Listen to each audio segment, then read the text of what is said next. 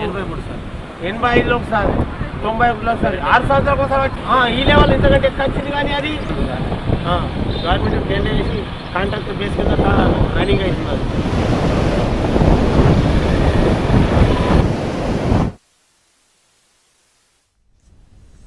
ఇక ఉమ్మడి ఆదిలాబాద్ జిల్లాలో కూడా గోదావరి మహోగ్ర రూపంగా ప్రవహిస్తోంది. మరింత సమాచారాన్ని మా కరెస్పాండెంట్ మాంతయ్య అందిస్తారు. మాంతయ్య, ఎగువన ఎల్లంపల్లి ప్రాజెక్టు గేట్లు ఎత్తేయడంతో మంచిర్యాల జిల్లాలో గోదావరి ఉధృతంగా ప్రవహిస్తోంది. దాదాపు 4 రోజుల నుంచి కూడా గోదావరి ప్రవాహం పూర్తిస్థాయిలో కూడా పంట చేలను నీట ముంచుతూ ముందుకు సాగుతున్న పరిస్థితి కనిపిస్తోంది. ఎల్లంపల్లి నుంచి మేడిగడ్డ వరకు గోదావరి పరివాహక ప్రాంతాల్లో ఉన్న పంట చేలన్నీ కూడా నీటి మునిగిన దృశ్యాలు మనం చూసుకోవచ్చు. మంచిర్యాల జిల్లా కేంద్రంలోని పరిస్థితి మనం చూడవచ్చు.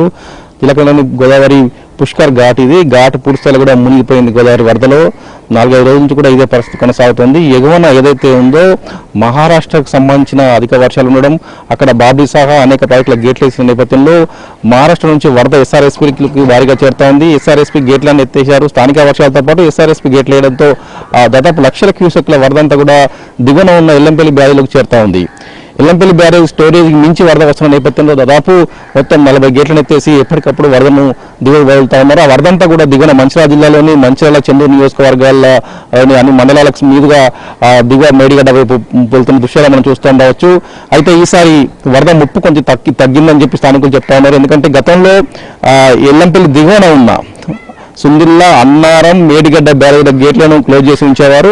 అయితే అక్కడున్న సాంకేతిక కారణాల వల్ల గేట్లను ఓపెన్ చేసిన నేపథ్యంలో ఆ వరదంతా కూడా వరదంతా వచ్చినట్టే ఈ సుందిల్లా నుంచి అన్నారం నుంచి మేడిగడ్డ నుంచి గోదావరిలోకి మొత్తం గోదావరి పరుగులు పెడుతున్న పరిస్థితి కనిపిస్తుంది. ఒకవేళ గేట్లు మూసిస్తే మాత్రం ఈసారి మంచిర్యాల మరోసారి ముంపుకు గురయ్యేదని చెప్పి కూడా స్థానికులు చెప్తున్న పరిస్థితి కనిపిస్తుంది. అయినా కూడా ఓవైపుకి దిగువన ఉన్న బ్యారేజ్ల గేట్లన్నీ బార్లా తెరిచినా కూడా వరద ఉధృతి మాత్రం తీవ్రంగానే ఉంది.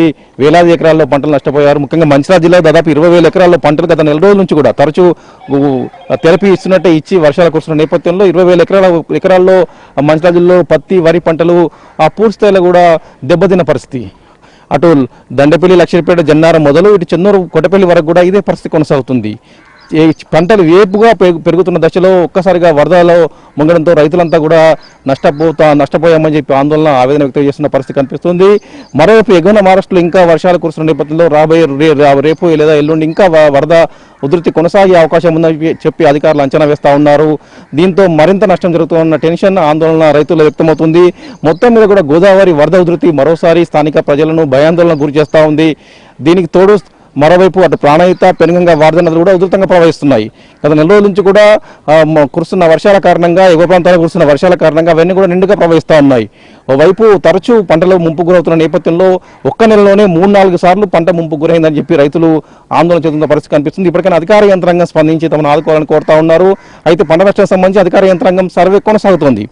గత నెలలో జరిగిన పంట నష్టం కావచ్చు, ఈ నెలలో జరిగిన పంట నష్టం సంబంధించి కూడా అధికారులు ప్రాథమికంగా ఒక అంచనా వేశారు. ఉమ్మడి ఆదిలాబాద్ జిల్లా దాదాపు 1,20,000 ఎకరాల్లో ఉమ్మడి జిల్లా వ్యాప్తంగా పంట నష్టం జరిగిందని ఒక అంచనాకు వచ్చారు. ఇంకా సర్వే పూర్తి కావాల్సి ఉంది. అదే సమయంలో అనేక చోట్ల రోడ్లు, వంతెనలు, లో లెవెల్ బ్రిడ్జెస్ కూడా దెబ్బతిన్నాయి. మరోవైపు అనేక ఇళ్లలోకి వరద చేరింది. ఆ నష్టాన్ని కూడా అంచనా వేసేందుకు జిల్లా కలెక్టర్లు ప్రయత్నాలు చేస్తా ఉన్నారు. ఏది ఏమైనా కూడా గతంలో 3-4 సార్లు వరదలు వచ్చినా కూడా గత ప్రభుత్వం ఎలాంటి సహాయం అందలేదు. ఈసారైనా ప్రభుత్వం సహాయం అందించాలని చెప్పి ముంపు బాధితులు కోరుతా ఉన్నారు. ఇది ఇక్కడ పరిస్థితి. శ్రీనివాస్తో మాంతయ్య, ఏబీ అమరావతి, ఉమ్మడి ఆదిలాబాద్ జిల్లా.